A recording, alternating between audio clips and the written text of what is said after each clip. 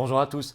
J'ai été interviewé sur France 5. Vous allez voir, j'ai pu dire des choses. C'était intéressant. On a parlé de l'Ukraine, on a parlé de l'OTAN, on a parlé du Frexit, on a parlé du Canada, d'Ottawa, on a parlé des manifestants et des convois, de la liberté en France, de la répression de Darmanin. On a parlé des parrainages en France, tout ce que je propose là-dessus. Bref, aller au fond des choses, être en rupture totale avec l'ordre oligarchique. Vous me direz ce que vous en pensez évidemment en commentaire.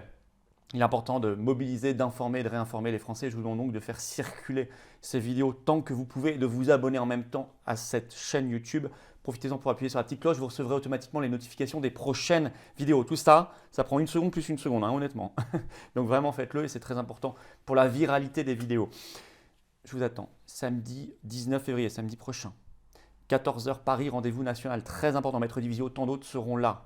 Avec nos drapeaux français, puisque le pouvoir n'aime pas les drapeaux français, qu'il verbalise le drapeau français. On va en ramener encore plus. Rendez-vous 14h ce samedi 19 février, place de Barcelone à Paris dans le 16e. On marchera jusque sous les fenêtres de Véran. Il faut mettre la pression, d'autant qu'on va accueillir 5 millions de nouveaux résistants qui, dès le 15 février, vont être suspendus de leur passe vaccinal. C'est très important, ça bouleverse une nouvelle fois le rapport de force. Le rapport de force, il est là aussi. Venez. Le rapport de force, il est là-dedans. Dans cette carte orange de résistants du premier mouvement souverainiste et de défense des libertés de France.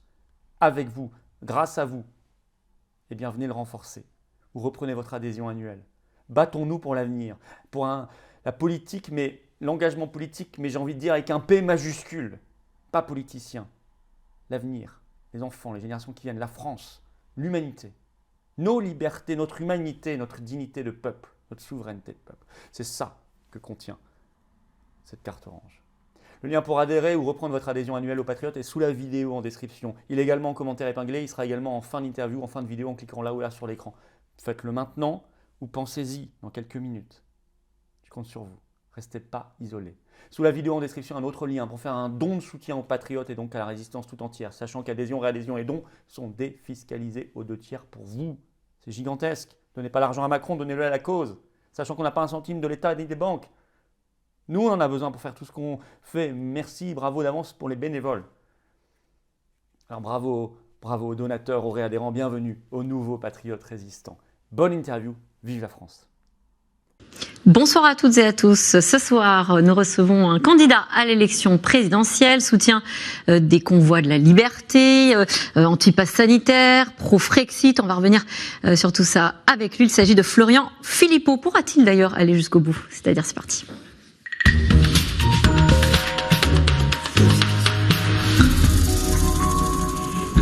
Bonsoir Florian Philippot. Bonsoir. Président du parti Les Patriotes, candidat à l'élection présidentielle d'ailleurs pour la première fois. On va parler de votre programme, également des convois de la liberté, je le disais, que vous soutenez. Mais l'actu chaude, d'abord, c'est la tension qu'il y a entre l'Ukraine et la Russie, aux portes de l'Ukraine, à la frontière, avec les masses militaires russes qui s'y sont postées depuis plusieurs semaines maintenant. Les États-Unis parlent d'invasion imminente. Alors Florian Philippot, président de la République, vous faites quoi ? Je garde mon sang-froid et je ne cours pas après les déclarations américaines. Ça fait 72 heures que les États-Unis nous disent que l'invasion russe en Ukraine est imminente. Bon, je vois pas pourquoi la Russie envahirait l'Ukraine, très honnêtement. Je pense qu'ils n'y ont absolument aucun intérêt. Et d'ailleurs, ils ne cessent de dire qu'ils ne le souhaitent pas. Vous pensez que c'est un coup de bluff ? Moi, je crois que qu'il y a du bluff des deux côtés. Et je pense que l'Ukraine, enfin c'est même certain, le gouvernement ukrainien dit même aux États-Unis de se calmer. Et qu'on est dans une posture assez classique chez les Américains, c'est-à-dire qu'il faut se trouver un ennemi. Alors on avait, vous vous souvenez du temps de Colin Powell, des fioles, c'était l'Irak à l'époque, on a eu tout, on a eu la Serbie, la Syrie, la Libye, qu'on est allé attaquer très sottement en 2011, et là on veut nous presser de trouver absolument un ennemi à l'Est, comme si on était dans une ambiance de guerre froide. Je pense que c'est insensé, la France doit garder son sang-froid, ne doit surtout pas s'engager dans cette escalade militaire, belliqueuse. Vous pensez que la France a perdu son sang-froid ? Emmanuel Macron est allé rencontrer Vladimir Poutine de façon plutôt très posée. Oui, mais si vous voulez, la France là-dessus n'a pas de voix claire. D'ailleurs, il est allé en Russie, il a dit j'ai obtenu des choses, et immédiatement un communiqué du Kremlin a démenti les choses. Donc on s'est un peu ridiculisé une nouvelle fois.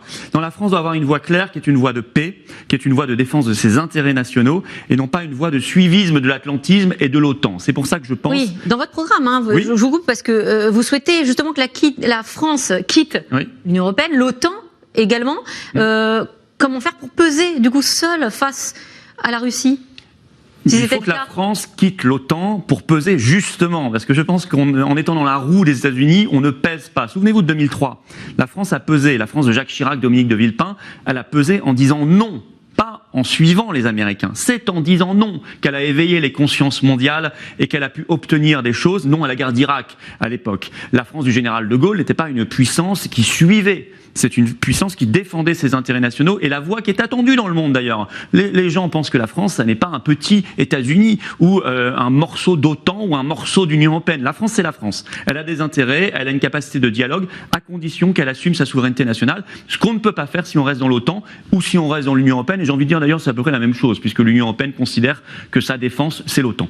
Alors, vous soutenez les convois de la liberté qui manifestent depuis plusieurs jours. Ils ont tenté de bloquer la capitale ce week-end. Ils sont en route justement pour Bruxelles.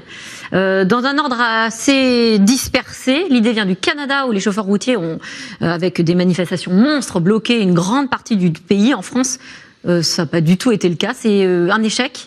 On savait que ce ne serait pas la même chose parce que les routiers en France ne sont pas soumis à l'obligation vaccinale, contrairement à ce qui s'est passé au Canada à partir de mi-janvier. Au Canada, ils ont victoire sur victoire. Là, la province de l'Ontario, 15 millions d'habitants, vient de renoncer au pass vaccinal au Canada grâce à ces manifestants. Alors pourquoi être dans la rue ?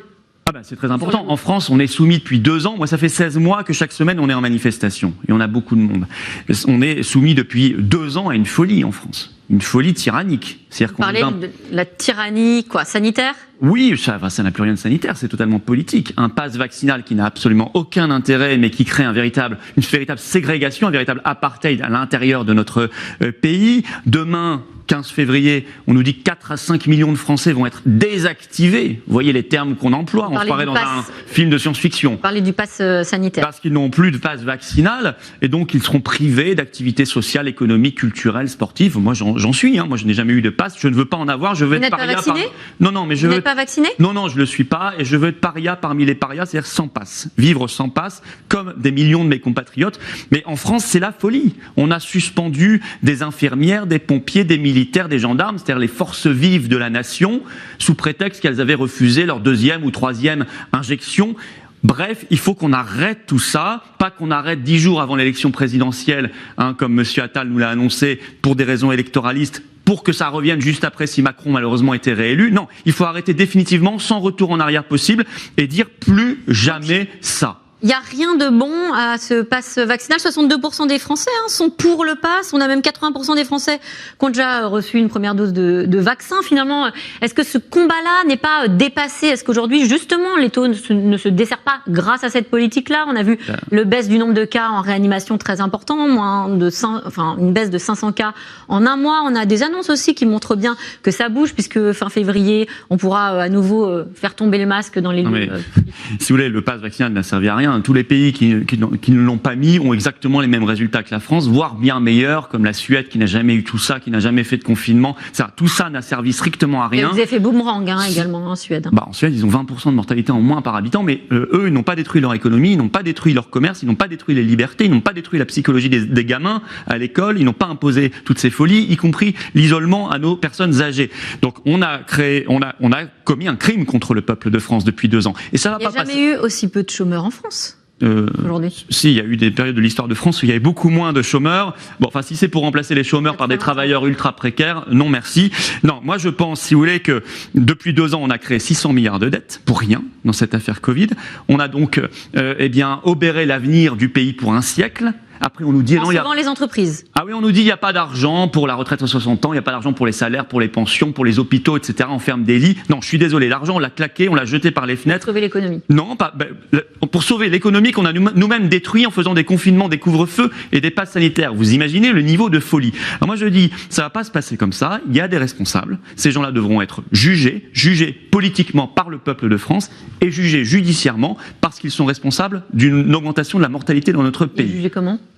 Il y a des tribunaux dans notre pays, il y a des tribunaux, les tribunaux populaires, ça s'appelle la démocratie, tout à fait. Et il faut que le peuple français prenne conscience qu'il a été maltraité depuis 2 ans et il faut que ça cesse. Donc, honneur et gloire, effectivement, à tous ceux qui résistent, à tous ceux qui se mobilisent et à tous ceux qui le font pacifiquement face, j'insiste, samedi, à des ordres policiers qui ont été donnés à la police d'une extrême brutalité. On a vu des drapeaux français arrachés par la police, jetés à terre comme si c'était un vulgaire torchon. On a vu des manifestants maltraités, avoir 135 € d'amende parce qu'ils portaient un drapeau français. Bon, écoutez, dans quel pays du monde on est maltraité parce qu'on porte son drapeau national? Ça, c'est extrêmement choquant. Est-ce qu'on pourra continuer à vous entendre en tant que candidat à la présidentielle officielle? Je pose la question puisque dans 15 jours, on aura la liste des candidats à l'élection présidentielle. Dernier comptage, vous avez un parrainage. C'est-à-dire qu'on les fait remonter en ce moment, là, ça a commencé la semaine dernière. Donc, vous croyez toujours? C'est très compliqué. Nous, je félicite les équipes de militants sur le terrain. Moi-même, j'ai vu beaucoup de maires. C'est extrêmement compliqué parce que je me suis déclaré tard, même si on a du monde sur le terrain. Mais moi, je ne suis pas un candidat du système. Voilà, je suis aidé par personne. Voilà. Donc c'est très compliqué. Ce système est à bout de souffle. Je vous le dis clairement. C'est terminé. Les 500 parrainages de maire. Mais c'est fini. Alors qu'est-ce qu'il faut faire? Quand vous avez Monsieur Bayrou, qui est quand même de la majorité macroniste, qui vient à la radio expliquer que c'est lui qui va finalement décider qui aura les parrainages en organisant une banque de signatures de maires qu'il répartira selon sa bonne volonté. Entre... Vous êtes contre? Mais c'est scandaleux. Lui, il est du camp du président sortant. C'est-à-dire qu'il y a des candidats officiels et des candidats interdits. Vous proposez des parrainages citoyens? Oui, il faut remplacer ça, puisque les maires sont sous pression, que maintenant les parrainages sont publics, qu'ils sont dans les intercommunalités, qui font pression, qui font des menaces, etc. Les maires, il faut remplacer ça par un parrainage citoyen. 50 000 Français inscrits sur les listes électorales qui pourront parrainer le candidat de leur choix. Hypothèse, si vous n'y arrivez pas, est-ce que vous soutenez un candidat? Si j'y suis pas, ce sera extrêmement dommage pour la voie du Frexit, de la liberté et de la justice sociale. Mais oui, je serai impliqué dans l'élection présidentielle d'une manière ou d'une autre. Mais écoutez, j'en sais rien. D'abord, j'espère être candidat et on verra bien. De toute façon, ça sera simplement, il n'y aura aucun ralliement. Non, il n'y aura aucun ralliement. Si ça doit se produire, ce sera un soutien. Mais les patriotes porteront à 100% leur voix. Merci Florent Philippot. Merci à vous.